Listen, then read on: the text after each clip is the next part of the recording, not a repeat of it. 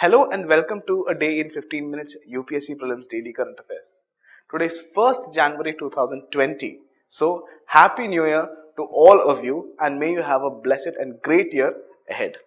So, coming to the topics of the day today, we have a few topics. Those are the Central Equipment Identifier Register, National Council for Science and Technology Communication, National Infrastructure Pipeline, and finally we have the Mission Mode project on e-panchayat. Okay, so coming to the first topic of the day, which is the Central Equipment Identifier Register. Now, there is a news actually because the Government of India on 30th December 2019, that is now last year, had actually launched the Central Equipment Identity Register portal. Now, coming and talking about this news, now the Central Equipment Identifier Register portal is actually to block or trace mobile phones. Okay, now this web portal will be operated under the Department of Telecom. Now the Central Equipment Identifier Register, this portal has been established in order to address theft, security and other concerns regarding the cell phone area, and this portal will also hold database of IMEI numbers of blacklisted handsets. Now this Central Equipment Identifier Register, that is CEIR, actually has passed to block the usage of the phone. Now, on the other hand, understand the predecessor technology of CEIR were able to block the SIM cards alone. Okay. Now, this technology can also block the phone entirely. Now, the CEIR also has passed to access GSMA database. Now, coming and talking about GSMA, now this GSMA actually is the global system on mobile communications, and the database of GSMA holds manufacturer and model numbers. Now, coming and talking about IMEI, which is the International Mobile Equipment Identity. This is actually a unique number that can be found on the batteries of the phone, and Australia was the first country in the world to adopt IMEI numbers. A few other countries followed this, which included USA, UK and India. Now coming to the next topic of the day, which is the National Council on Science and Technology Communication. Now this is in news because the latest edition of the National Children's Science Congress was recently held in Trivandrum. Okay. Now this was a jointly organized by the Kerala State Council for Science and Technology and Environment and the Department of Science and Technology of Government of India. Now coming and talking about the National Children's Science Congress. Actually, this is a nationwide science communication program which was started in the year of 1993. Now, it is a forum for children between the age group of 10 to 17 years, both from the formal school system as well as those students out of the school system. Okay, and the main thing is that they can exhibit their creativity and their innovativeness to actually solve any societal problem which are experienced in the society by the method of science. So, using scientific ideas to actually solve localized societal problems. That is the main idea with respect to this National Children's Science Congress. Now coming and talking about the National Council for Science and Technology Communication. Now this is the apex organization under the Department of Science and Technology of Government of India that endeavors to communicate science and technology, simulate scientific and technological temper, coordinate and orchestrate such efforts. Okay. Now the headquarter of this thing is actually situated in Delhi. Now, this organization has various goals, and I'll tell you a few of them.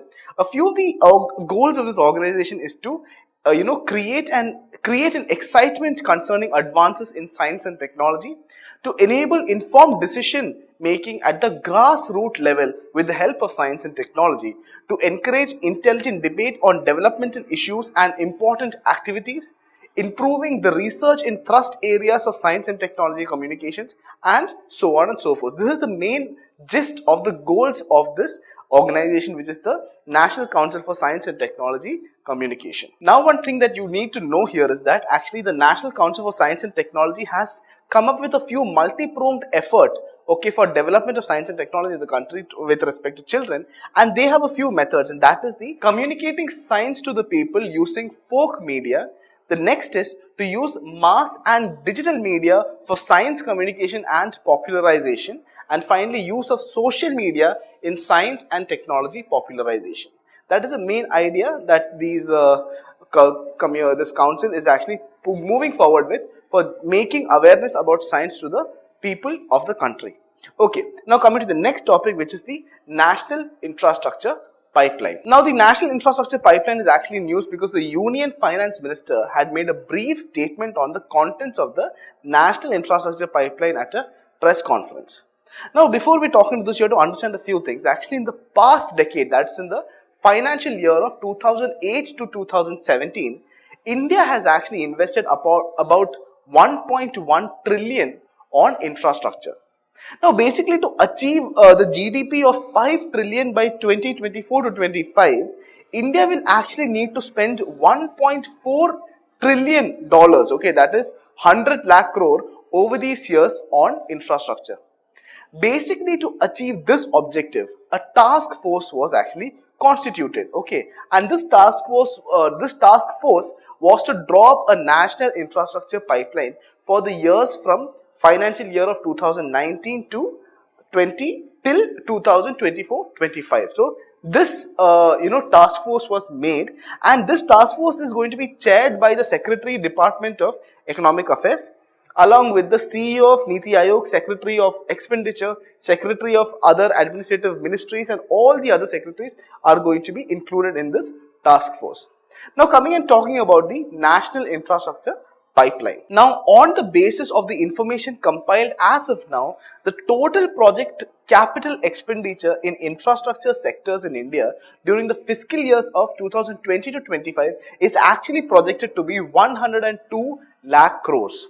Okay, now during the fiscals of 2020 to 25, sectors such as energy, road, urban development and railways will actually amount to 70% of the capital expenditure in infrastructure of India. So basically, a monitoring mechanism has also been suggested to ensure timely implementation of these projects. Okay, so that is why this National Infrastructure Pipeline is in news. Now, coming to the next topic, which is the Mission Mode project on e-panchayats. Now, this is in news because the year-end review of Ministry of Panchayati Raj was taken place, and under this, understand one thing: the Ministry of Panchayati Raj is actually responsible for the working, advocacy, monitoring and implementation of the 73rd Amendment of the Constitution, which is very, very important. Now, the role of the Ministry of Panchayati Raj actually involves strengthening the administrative infrastructure, basic services, etc. by leveraging technology and capacity building of the functionaries of rural local body. Now, coming and talking about the Mission Mode project on e-panchayat, under the e-panchayat Mission Mode project, a suite of core common applications has been developed collectively called the Panchayat Enterprise Suite applications. Okay. Now, following are some of the key activities undertaken under the e-panchayat MMP during the year. That MMP stands for the Mission Mode project. Now, the first one is actually the unified portal focusing on work-based accounting.